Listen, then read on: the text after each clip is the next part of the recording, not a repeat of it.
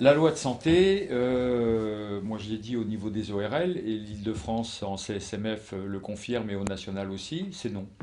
C'est pas compliqué, c'est pas on discute, c'est non. Pourquoi? Parce que cette loi, c'est une loi administrative qui ne peut pas s'appliquer à l'exercice médical au sens noble du terme. Donc c'est même pas une question de région, c'est une question de principe. Le médecin n'est pas un tâcheron balkanisé, menotté, surveillé, googlisé. Le médecin, il est libre face à son patient. Il est libre de toucher son patient, de parler avec son patient. Il y a une intimité. Et cette loi de santé est la contre-réponse à tout ça. C'est-à-dire que à administrer et à fliquer tout ce qu'on fait, on obtiendra le double des dépenses et non pas la résolution.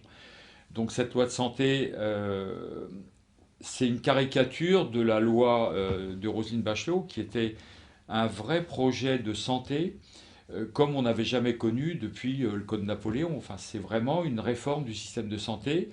Et là, on a une espèce de caricature réductrice où tout est administré, un pouvoir aux ARS, une surveillance d'open data de données informatiques qui va prédominer sur la réflexion médicale, l'arrivée des complémentaires santé là-dessus.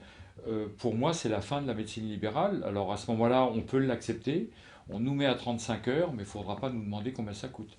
Donc je pense que le médecin est un médecin engagé, engagé dans ses tripes et dans sa vocation, et qu'on ne pourra pas agir autrement qu'en demandant aux médecins leur opinion et en faisant confiance aux médecins.